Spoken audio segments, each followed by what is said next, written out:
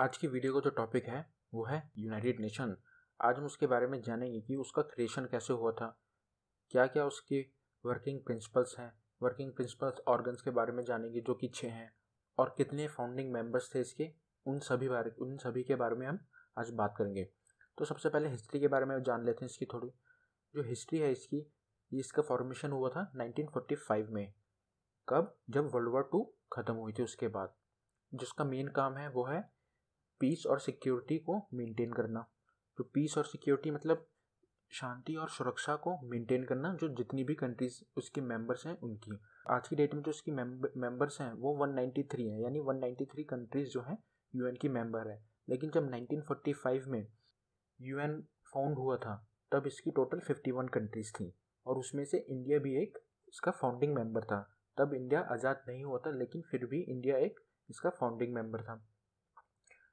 तो यूएन के 6 principles organ हैं जिन पे ये काम करता है, जैसे general assembly, security council, economic and social council, international court of justice, trusteeship and UN secretariat. लेकिन जो ट्रस्टी काउंसिल है वो आज की डेट में एक्टिव नहीं है, इसका काम अब बंद हो चुका है। इसने अपनी जो है फंक्शनिंग को रोका है, लेकिन ये जो ऑर्गन है, ये जो बॉडी है, ये अभी एबॉलिश नहीं हुई है। तो उसके बारे में हम आगे बात करेंगे कि क्यों ऐसा है। सबसे पहले बात करते हैं जनरल असेंबली की। देखिए, जनरल असेंबली की जो आज की डेट में प्रेसिडेंट है वो तिजानी मोहम्मद बांदे हैं, और इसका हेडक्वार्टर्स न्यूयॉर्क में है। इसकी एक इसका जो मेन काम है, आप ये कह सकते हैं कि जितने भी 193 मेंबर्स हैं इसके, वो यहाँ पे हर साल मीटिंग होती है। उसमें हर साल ही इसका प्रेसिडेंट चुना जाता है, और इसकी जो मीटिंग होती है हर साल, एनुअल असेंबली सेशन जो होता है वो हर साल सितंबर में ऑर्गेनाइज किया जाता है। और यहाँ पे जो इम्पोर्टेंट क्वेश्चंस होते हैं उन पे डिसीजन वोटिंग की तौर पे लिया जाता है, वोटिंग की। और यहाँ पे 2 तरीके के वोटिंग सिस्टम चलते हैं। पहला है, हम बात करेंगे 2/3 ऑफ वोटिंग सिस्टम, यानी 2/3 वोटिंग सिस्टम वो होता है जहाँ पे इंपॉर्टेंट डिसीजंस लिए जाते हैं, इंपॉर्टेंट क्वेश्चंस के डिसीजन लिए जाते हैं, जैसे सिक्योरिटी से रिलेटेड हो गया या बजट से रिलेटेड क्वेश्चंस हो गए। उन पे 2/3 की वोटिंग चाहिए होती है, यानी लगभग 66% वोटिंग अग्री करने चाहिए, तब यहाँ पे उस चीज़ को अनुमति मिलती है। लेकिन जो अगला है, जो नॉन इम्पॉर्टेंट क्वेश्चंस होते हैं उन पे मेजोरिटी बेसिस पे ही हम डिसीजंस ले लेते हैं। जनरल असेंबली में वोटिंग के तौर पे डिसीजंस लिए जाते हैं जितने भी पूरे यूएन में, वो जनरल असेंबली में ही लिए जाते हैं, सिवाय उनको छोड़ के जो सिक्योरिटी से रिलेटेड होते हैं। सिक्योरिटी से रिलेटेड हम क्वेश्चंस के जो आंसर लिए जाते हैं या उनके डिसीजंस लिए जाते हैं वो सिक्योरिटी काउंसिल्स में लिए जाते हैं। तो इसका सिक्योरिटी काउंसिल्स का हेडक्वार्टर भी न्यूयॉर्क में है, और जो सिक्योरिटी काउंसिल की जो मेन रिस्पॉन्सिबिलिटी होती है वो इंटरनेशनल पीस और सिक्योरिटी को मेंटेन करना, यानी कि दुनिया में शांति और सुरक्षा को मेंटेन करना इसका मेन पर्पस है। इसके टोटल 15 मेंबर होते हैं, जिसमें से 5 परमानेंट मेंबर हैं और 10 नॉन परमानेंट मेंबर हैं, जो कि इलेक्ट किए जाते हैं किसके थ्रू? जनरल असेंबली के थ्रू। और ये भी एक इम्पॉर्टेंट डिसीजन है, इसलिए यहाँ पे भी 66% वोट चाहिए होते हैं किसी भी नॉन परमानेंट मेंबर को इलेक्ट होने के लिए। और जो नॉन परमानेंट मेंबर का जो टेन्योर होता है वो 2 साल का होता है। इंडिया का टेन्योर आने वाला है 2021 में, इंडिया सेलेक्ट हो चुका है, 2021 से इंडिया का टेन्योर शुरू हो जाएगा। और ये क्वेश्चन बनता है कि कितनी बार इंडिया अब तक सेलेक्ट हो चुका है, तो टोटल 8 टेन्योर इंडिया सर्व कर चुका है। इंडिया अब अगला अपना 8वां टेन्योर सर्व करेगा। जो टोटल 5 परमानेंट मेंबर हैं, ये तो परमानेंट हैं, इनको कोई नहीं हटाता। तो बात करते हैं परमानेंट मेंबर्स की, तो इनमें से एक यूएसए है, फ्रांस है, रशिया फेडरेशन है, चाइना है और यूके है।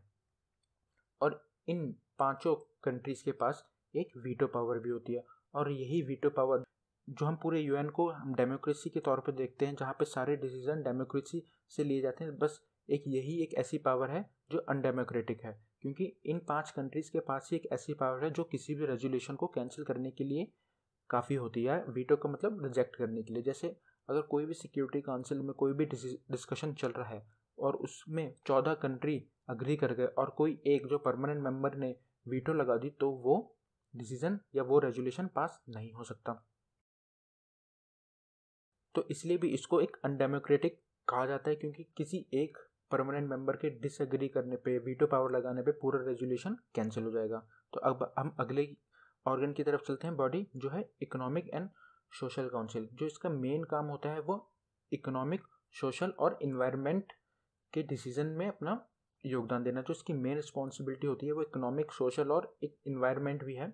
इकोनॉमिक, सोशल और एक इन्वायरमेंट भी है, वो ऐड नहीं किया, वो भी एक इसका इंपॉर्टेंट पार्ट है। इसके टोटल 54 मेंबर्स होते हैं जो कि हर साल सिलेक्ट किए जाते हैं जनरल असेंबली के द्वारा ही, और ये 3 साल के टेन्योर पे हर साल इलेक्ट होते हैं। हर साल 18 मेंबर सिलेक्ट होते हैं और टोटल 54 मेंबर एक्टिव होते हैं इसमें हर साल। और उनको जो जितनी भी इलेक्टेड मेंबर है उनका 3 साल का टेन्योर होता है। इसका अगेन हेडक्वार्टर कहाँ है? न्यूयॉर्क में, और इसके हेड कौन है? मोनाजोल। जो अगला ऑर्गन है वो है ट्रस्टीशिप काउंसिल। देखिए ट्रस्टीशिप काउंसिल अभी एक्टिव तो नहीं है, लेकिन इसको बनाया गया था जो 11 टेरिटरीज थी ऐसी जहाँ पे किसी और एडमिनिस्ट्रेशन, कोई और कंट्री अपनी एडमिनिस्ट्रेशन चला रही थी, या 11 ऐसी टेरिटरी जो सेल्फ गवर्न नहीं थी या इंडिपेंडेंट नहीं थी। हालांकि 1945 में इंडिया भी इंडिपेंडेंट नहीं थी, लेकिन इंडिया को इसमें नहीं शामिल किया गया क्योंकि उस समय इंडिया को एक इंडिपेंडेंस कंट्री के तौर पे देखा जाना शुरू कर दिया गया था। और इंडिया से काफ़ी भी सामान ब्रिटेन लेके गए, तो अगर मैं उसके बारे में बात नहीं करूँगा, अगर आपको वो वीडियो देखनी है तो उसका लिंक आपको आई बटन में मिल जाएगा। तो ट्रस्टीशिप का जो मेन काम था वो था कि सुपरविजन करना उन टेरिटरीज को जो कॉलोनीज़ हैं या डिपेंडेंट टेरिटरीज हैं किसी और नेशन या किसी और कंट्री के ऊपर, ताकि वहाँ पे कोई भी ह्यूमन राइट वॉल्यूशन ना हो, और उन कंट्रीज़ को या उन टेरिटरीज को वो आगे गाइड कर पाएँ वो कैसे खुद की सेल्फ गवर्न इंडिपेंडेंट हो सकते हैं, चाहे वो खुद की अपनी अलग कंट्री बना के हो या किसी अपनी नेबरिंग कंट्री के साथ कंबाइन हो गए हो। तो ये जो ट्रस्टीशिप काउंसिल है वो डीफंक्शन कब हुई थी? 1994 में।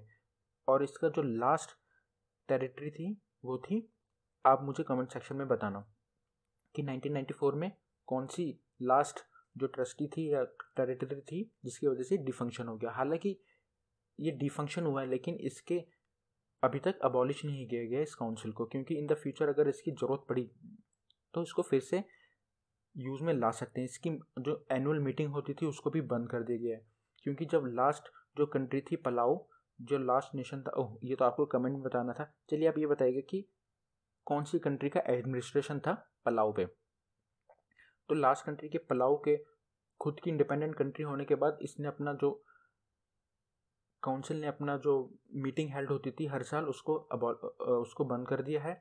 और लेकिन इसने अपने तक अबॉलिश नहीं किया है अपने काउंसिल को। तो जो अगला है वो है ऑर्गन है वो है international court of justice. International court of justice एक जुडिशियल ऑर्गन है यूएन का, जहाँ पे टोटल 15 जज होते हैं और जो कि सर्व करते हैं टोटल 9 ईयर के टर्म को।